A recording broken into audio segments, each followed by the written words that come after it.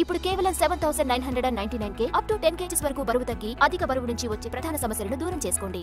Release కాకుండానే తనకు stardom తీసుకొచ్చిన దేవర గురించి జాన్వీ కపూర్ ఆలోచిస్తోంది. 5 ఏళ్లుగా ఎన్ని హిందీ సినిమాలు చేసిన రాని క్రేజ్ ఎన్టీఆర్ హీరోయిన్ గా సంపాదించింది. తెలుగు డెబ్యూ సినిమా దేవర రిలీజ్ కాకుండానే రామ్ చరణ్ హీరోయిన్ గా సెలెక్ట్ అయింది. ఈ క్రేజ్ ని వాడుకుంటూ దేవరలోని రొమాంటిక్ సాంగ్ ను ఇన్స్టాలో పోస్ట్ చేసింది. ఎలాగో మీరే చూడండి. జాన్వీ కపూర్ కు దేవర హిట్ చాలా అవసరం. ఎన్ని సినిమాలు చేసినా డెబ్యూ మూవీ ధడక్ తర్వాత మరో హిట్ పడలేదు. కొన్ని సినిమాలైతే థియేటర్స్ లోకి రాకుండానే ఓటీటీలో రిలీజ్ అయ్యాయి. అక్కడైనా సక్సెస్ వచ్చిందంటే అది లేదు. దీంతో పాన్ ఇండియాగా రిలీజ్ అవుతున్న దేవరపై చాలా ఆశలు పెట్టుకుంది జాన్వీ కపూర్. చుట్టమల్లే సాంగ్ ను ప్రమోట్ చేసే బాధ్యతను జాన్వీ తీసుకుంది. ఇన్స్టా వేదికగా బీటీఎస్ వీడియోను రిలీజ్ చేసింది.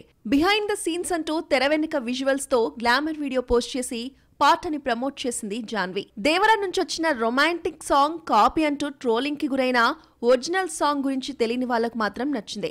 ఒక నెటిజన్ పాట గురించి చేసిన ట్వీట్ కు సింగర్ శిల్పారావు ఫిదా అయిపోయింది.